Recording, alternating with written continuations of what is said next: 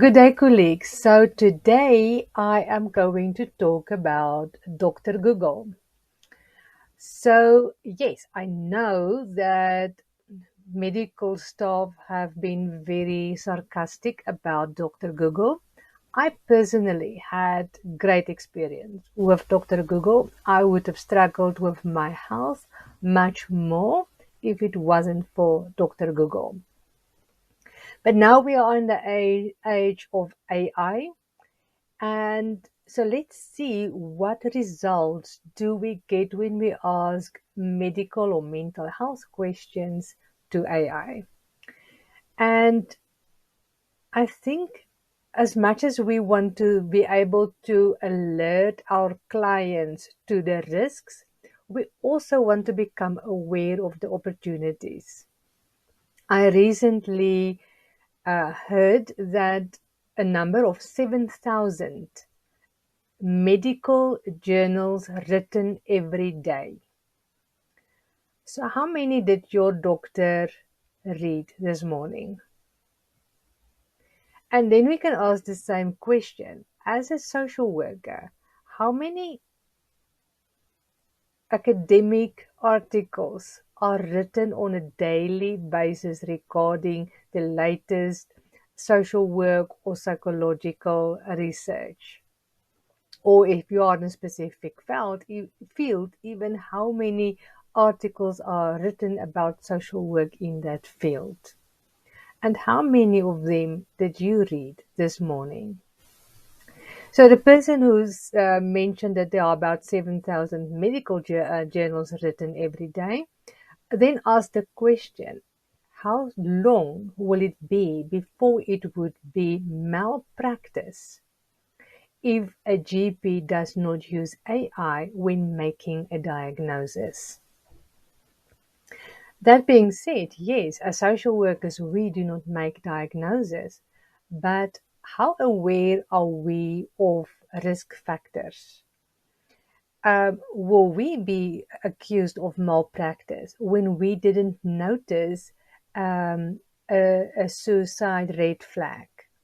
Whereas if maybe that conversation that we had with the client was put into an applicable AI app, it could have raised the red flag and said, you might have to check for suicide risk. What could happen if we are, for example, doing a parenting plan and one party in this parenting plan is a narcissist, a sociopath, a psychopath? And as a social worker, you do not pick this up because we are not psychologists. And even as a psychologist, we don't pick up everything. So you don't realize that the one party is the narcissist in this relationship, bad mouthing the other partner. And how do you then make your recommendation?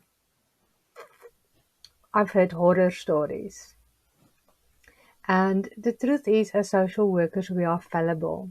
So, what is the chance of us using AI to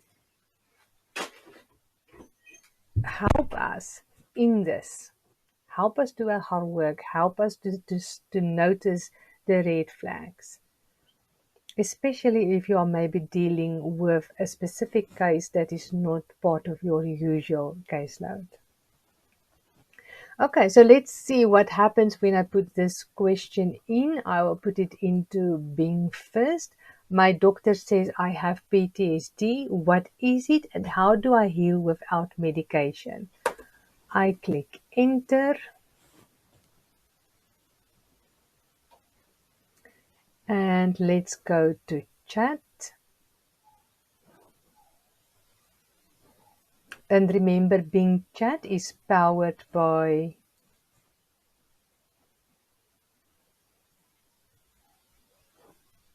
ChatGPT. If it now just wants to open this tab properly so that it's easier to. There we go.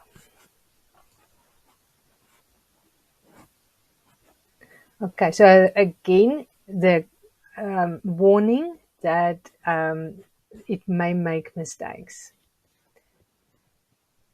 And here we have it. So it's giving us resources, remember? So, and then it's referencing Talkspace, Veteran Aid, Optimal, Vying Dynamics, and myptsd.com. So it's interesting that those are then the. So you can take note of what is its resources. Um, are these professional academic resources? And then maybe you want to look for a more academic resource.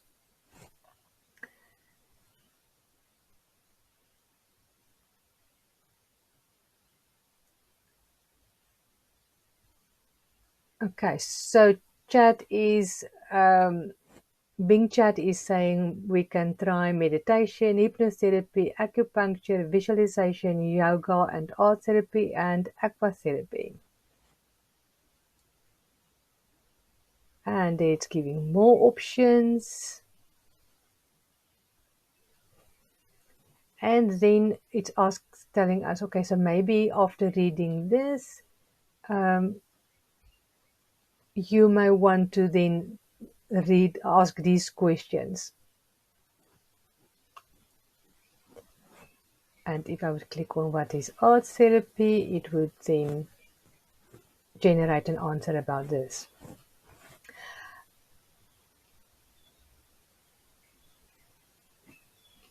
Okay, so that is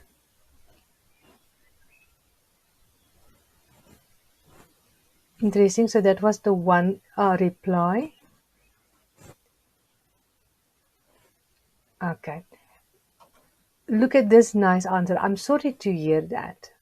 So social workers would take note. This feels personal. This does not feel like a Google doctor. Dr. Google just giving information. It's telling me what it is.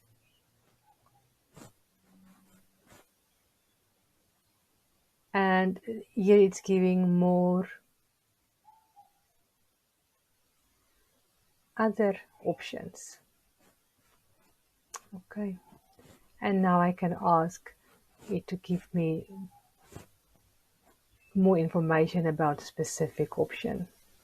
And again, it's suggesting more questions to ask. Okay, so I quickly just want to copy this. And remember, you can ask complex questions, get better answers. Okay, I didn't want to see that. There was something else.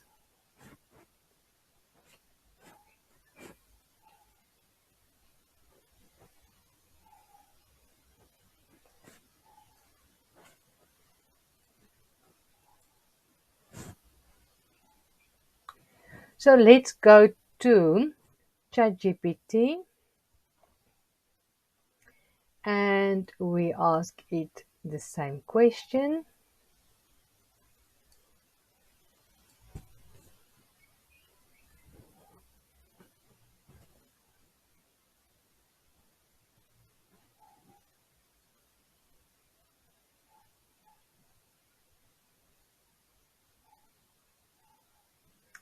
And interesting, it is giving us a different response. So thou Bing Chat is powered by GPT. GPT and Bing Chat is giving two different responses. And notice that again, it is saying, I'm not a doctor, but I can give you some general information.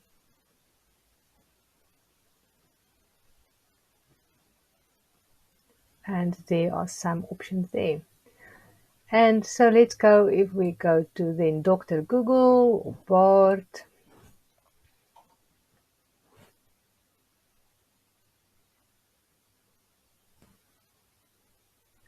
And it will be interesting how it also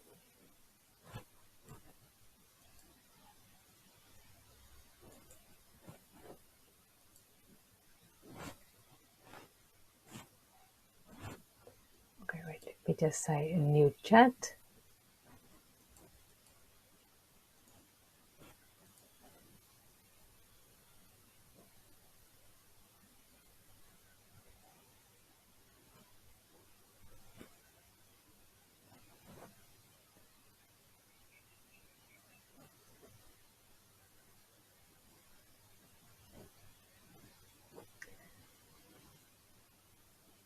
Okay, so here it again starts by then answering the question, what is PTSD? What it can look like. So this bot actually gives more information about this and then neatly in bullet point as it's easier for you to see it.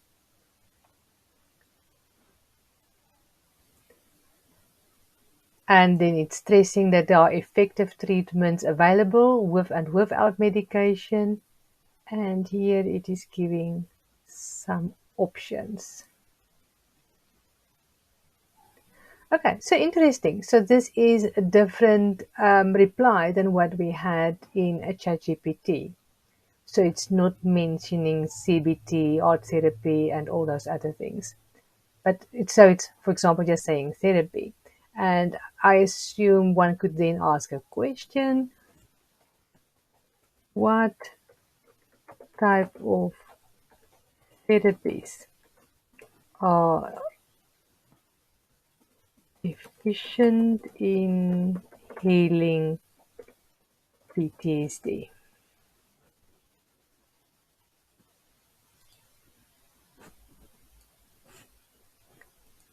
And there you go. Let's see what it will give us now.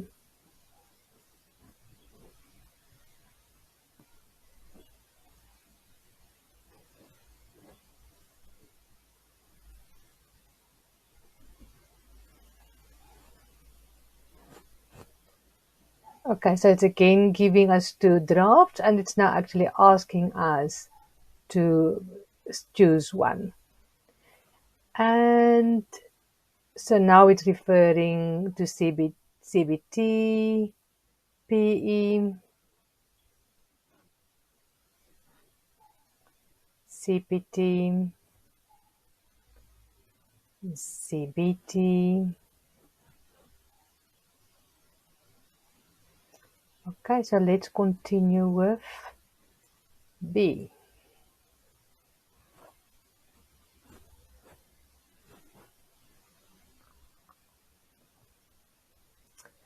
So colleagues, are you going to explore what responses will you get? What do you think about the responses that you receive? Um, is it sufficient? Is it correct? Is it incorrect? Would it be helpful to your client? Um, so, for example, I'm thinking of in an emergency, can you tell your client, go and look on Bard or on ChatGPT, what is PTSD?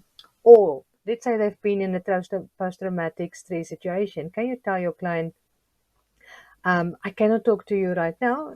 I mean, there are reasons why that can happen. Or maybe it's a friend that you can say, I can't talk to you right now, but have a look at what is the symptoms one experience right after trauma. And so that you can know what to expect. And remember, this is about normalizing.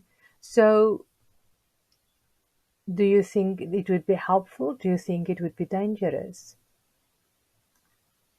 When we are providing free services and we are overwhelmed, may we provide our clients with resources like AI? Can I, as a social worker, maybe develop a ChatGPT powered app that then provide our clients with mental health advice? What are the ethics involved in this? How accurate would this be? How safe would this be?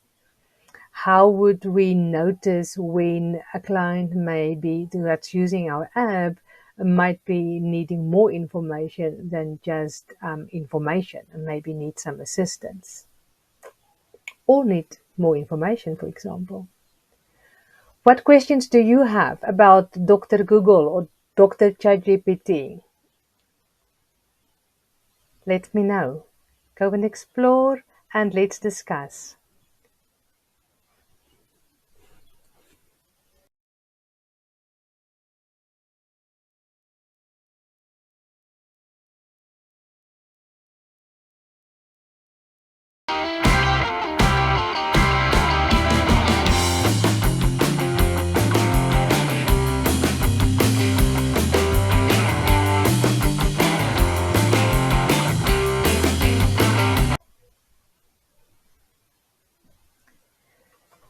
Before the break, we asked a question about mental health, specifically PTSD, as if I am a client that has been diagnosed with PTSD and looking for ways to heal without treatment.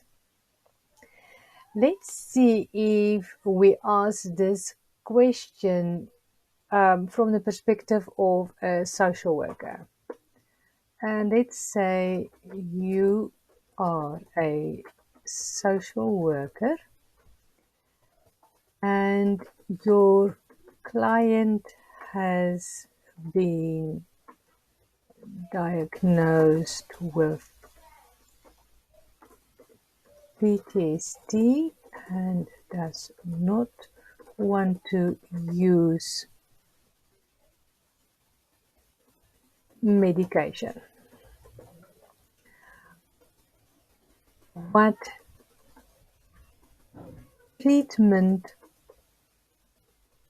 options may I suggest, and which will be the most effective?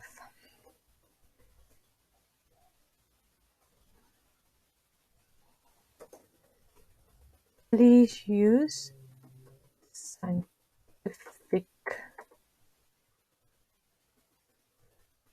resources in your answer.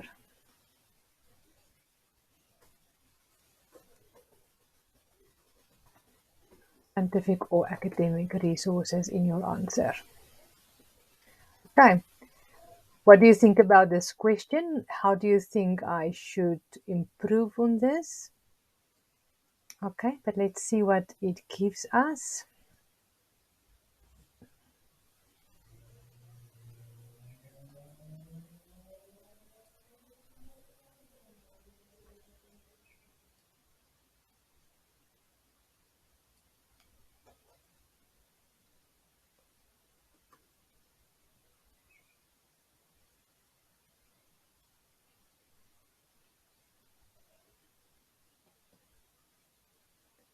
Okay, so it already picked it up. Sorry about that. I didn't see it already picked up. Okay, as a social worker, it's important to help your client find the best treatment option. So it's giving me different options. Actually, much the same that it gave the client directly.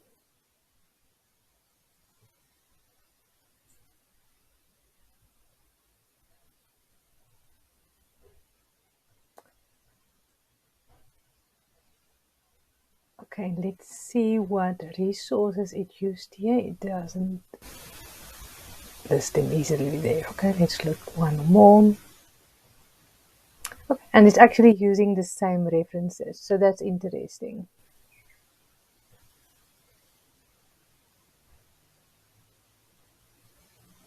Okay, so it's asking this question, so let's ask it, what is the most effective treatment?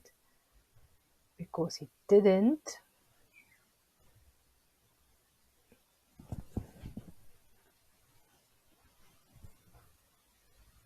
Okay.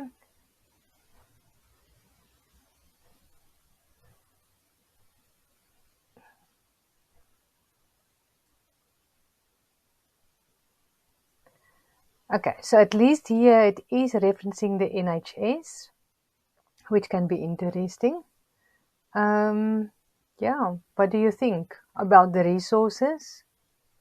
What do you think about the answer? And let's see what Bart is telling us.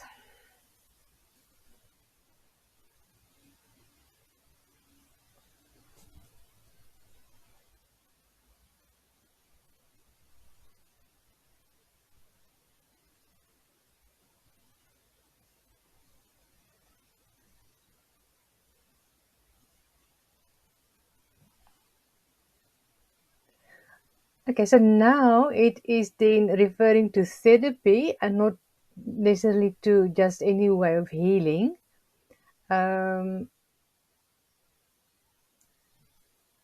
and it's again giving these three options. It's referencing a 2020 study. Okay, so actually, I think in this case, Bart's information might be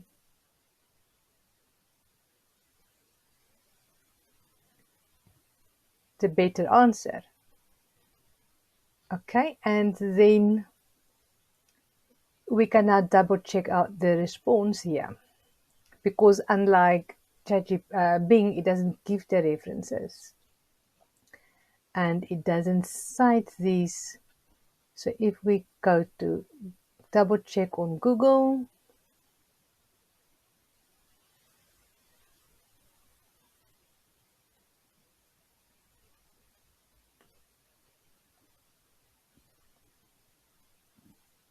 let's see.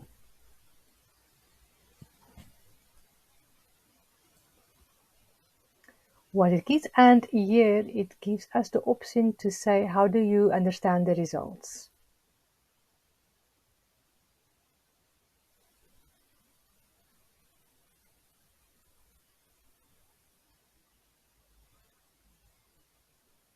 Okay, so remember to have a look at this. So here, if you look at the response, so there's green, orange, and then Board explain to you what it means. And now we can go to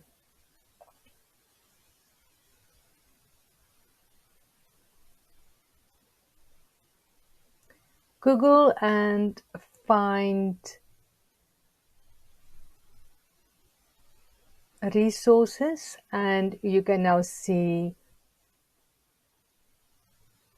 the resources, and you know which ones will then be academic. Okay, so in other words, if I would have to choose which articles to read as a professional, I would go to WebMD, I would go to NCBI, and nice when I clicked on that.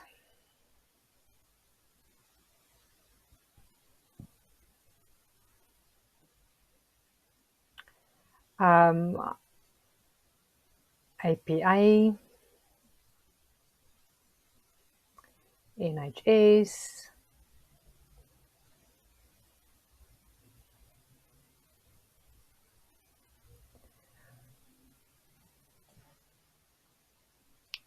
in other words, what we are seeing here is that it will be very helpful for social workers, for professionals to double check the results.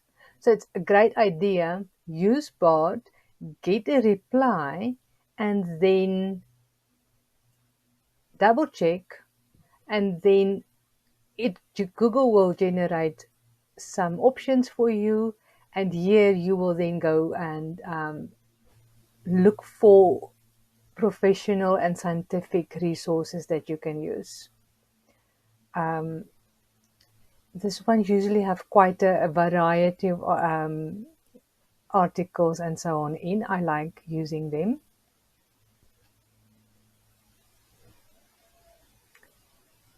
And many of them at least give you abstracts. So you can see these are scientific resources.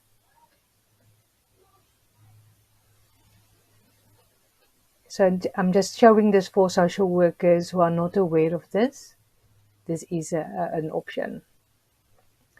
And if we look at what's the best treatment option,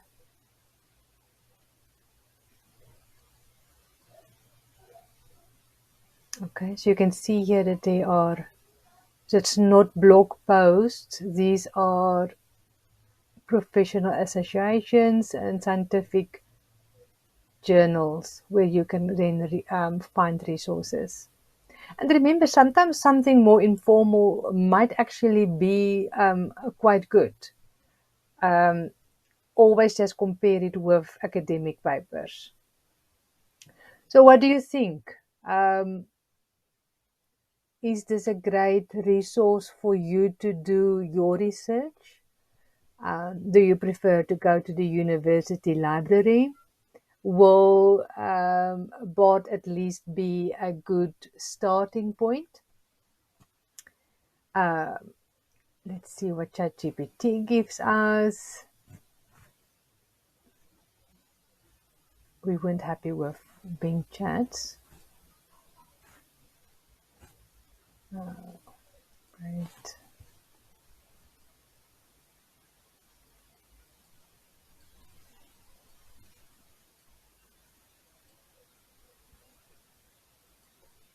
Okay, let's see what happens if it just quickly load.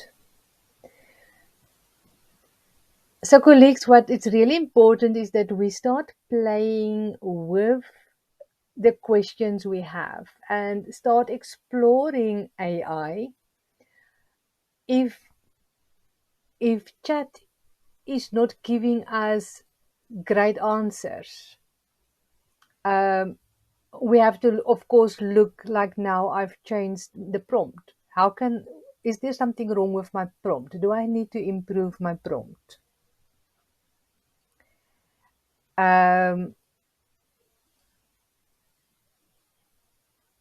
Or is this resource not giving me a good resource and not a good reply? And what is the implications of that? Do we as social workers need to ask questions? Is it going to be harmful for our clients to use this? Is it going to be harmful for us as social workers to use these resources?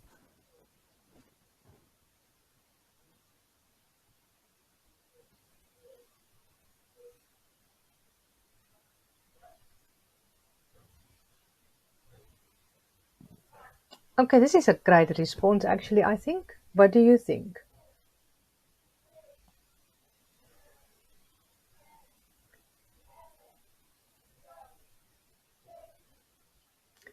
And it's giving us.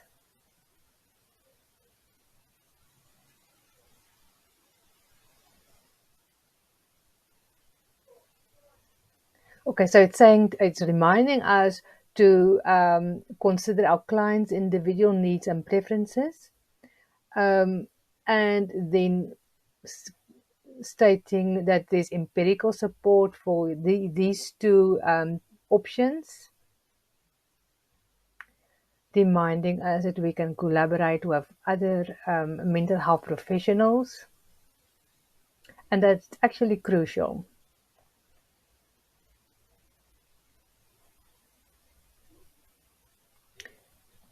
What do you think of this answer? And then for those of you who have the paid version, what is the response you get? And would a paid version of ChatGPT be able to provide you with scientific resources? So what did we learn about these two questions that we asked?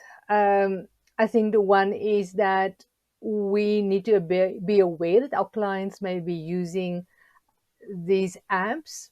What is the implications for of that? We can use these apps. We need to double check responses and see if it's in fact factually correct. But at least by asking the questions, we have a reply, something to start off with.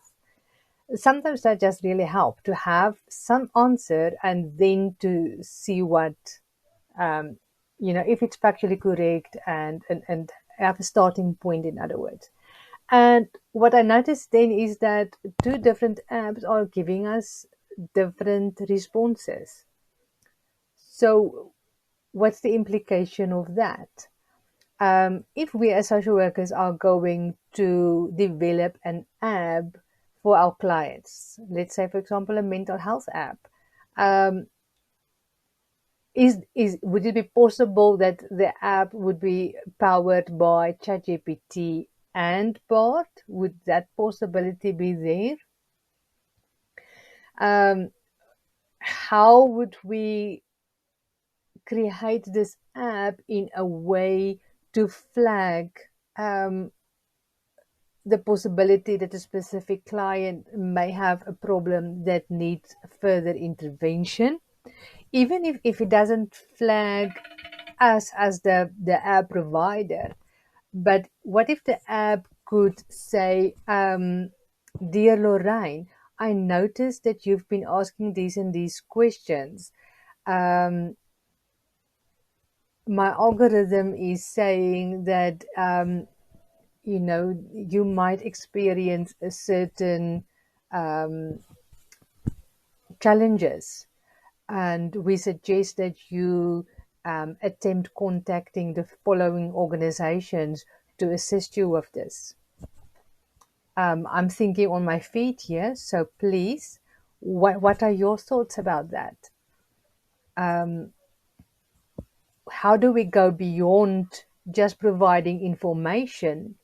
Um, and if we provide information, how do we make sure that it's a wide, because we see now two different applications providing two different responses.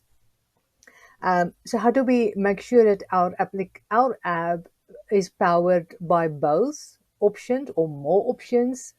How do we make sure that, or is there the option that our application can pick up when a client may experience a specific challenge and may need further resources?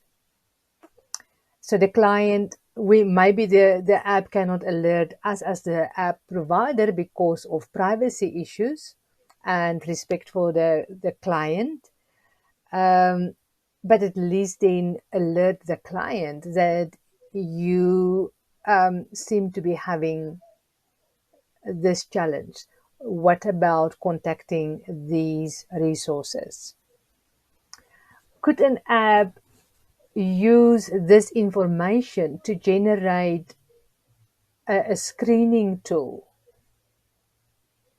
for our clients?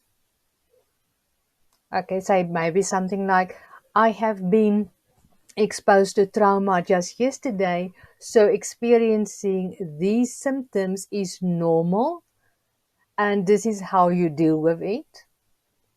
Or I've experienced this um, had this traumatic experience 3 months ago and I'm still experiencing these symptoms and it is still at a very high level. Maybe I need to seek help. What do you think? What other questions do we need to ask? Please, colleagues, let's discuss this.